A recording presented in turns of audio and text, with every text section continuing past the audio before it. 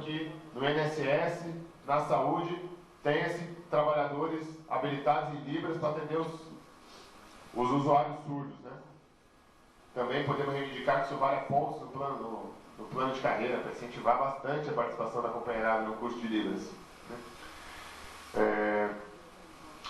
Acho que, dentro disso, a nossa candidatura esse ano deve reivindicar a reforma sanitária. Quando o Plínio é perguntado sobre agricultura, o que ele fala? Reforma agrária. Acho que quando o Plínio for perguntado sobre saúde, ele deve dizer: nós defendemos uma reforma sanitária. Defendemos radicalizar o processo que se iniciou nos anos 80 e parou em 88. Não sei se o Lúcio tem acordo com o uso dessa expressão, mas, no meu entender, seria uma expressão importante de ser usada. Voltar a dizer reforma sanitária e reforma psiquiátrica. São bandeiras que nós temos que se voltar a levantar, né?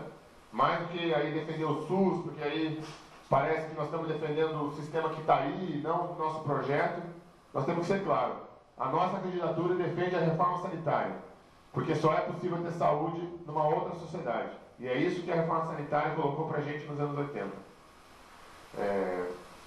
Acho que a nossa candidatura, o debate de saúde é fundamental, porque se na educação, em outras áreas, o governo consegue dar uma maquiada, enganar um pouquinho, na área da saúde, não é conseguido. É um horror a saúde pública no Brasil. Apesar do nosso avanço legal, em lei, a realidade é duríssima. O Plínio, por exemplo, vai poder trazer várias imagens para ilustrar esse debate da saúde. Uma imagem, por exemplo, é sobre a formação dos trabalhadores na saúde. Quem é residente hoje tem que fazer 80 horas de jornada por semana. Alguns denunciam até 100 horas. Recentemente teve paralisação dos residentes, dos médicos residentes, né? Muitos trabalhadores fazem dupla jornada, 30 horas num serviço e 30 horas no outro. Por quê? Porque os salários são inadequados. Outra imagem são as filas de espera. No Hospital de Clínicas da Universidade Federal do Paraná, maior hospital público do estado do Paraná, uma consulta de oftalmologia demora mais que 3 anos. Mais que 3 anos é muito tempo. Se for catarata, quando a pessoa for ser atendida, ela já está cega, em geral, né, Lúcio? O debate da saúde também é importante, um contraponto, porque ele é muito explorado pela mídia, do ponto de vista da culpabilização do indivíduo. Nós também temos que trazer esse conceito de a culpa por uma doença não é uma culpa individual, é uma culpa coletiva, né? Muitas vezes a pessoa não tem acesso ao sistema de saúde para poder fazer uma prevenção qualificada e é culpabilizada por não ter feito o tratamento enquanto a doença ainda estava mais amena e não tão grave. Existe a culpabilização do indivíduo. E existem várias leis que maqueiam o debate da saúde. Por exemplo, no Paraná agora foi aprovada uma lei que diz que mamografia é gratuita. Ora, uma mamografia gratuita já está na lei do SUS.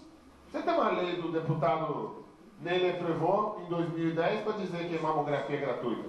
Mas está lá, cheio de outdoor em Curitiba, de propaganda do Ney Letrevaux. Vou até parar de falar dele para não reforçar a propaganda dele.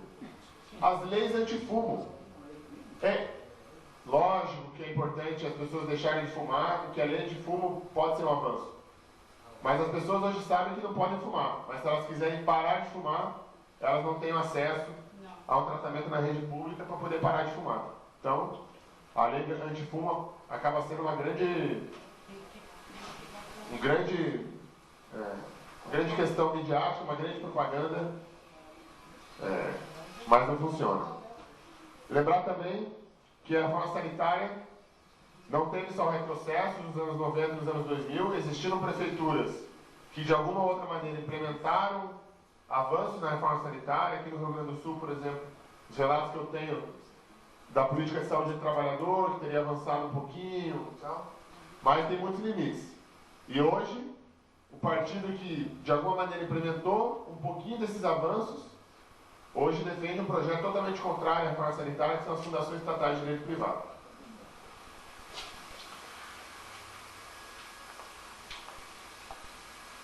Para finalizar, e aí eu acho que o Lúcio pode falar, e com certeza depois eu vou querer complementar algumas questões, falar um pouquinho mais dos hospitais universitários, de algumas bandeiras que eu acho que a gente tem que levar, mas acho que a principal bandeira nossa é dizer que a nossa campanha é pela reforma sanitária e pela reforma psiquiátrica. Retomar esses termos, colocando isso para debate, sei que isso é um pouco, talvez seja alguma coisa polêmica aí com setores do movimento de esquerda, do movimento social, mas acho importante a gente fazer esse debate. Lembrar que esse ano, além de 22 anos do SUS, faz-se 100 anos da revolta na Chibata. Revolta essa que os marinheiros, em 1910, se revoltaram na Marinha Brasileira contra os castigos físicos, contra as chibatas, né? Marinheiros, em sua maioria negros, ex-escravos, que ainda eram punidos como se estivessem na senzala. E esses marinheiros se revoltaram no Rio de Janeiro e foram duramente reprimidos pelo exército, mas as chibatas findaram-se. Não existe mais castigo físico na Marinha, embora ainda exista castigo físico nos manicômios, né? Também aí uma luta importante, a luta antimanicomial. E esses marinheiros, a luta deles foi liderada pelo Almirante Negro, João Cândido. Almirante Negro, retratado na música da Elis Regina, quer dizer, música do João Bosco e do Aldir Blanc, cantada por Elis Regina, Mestre Sala dos Mares.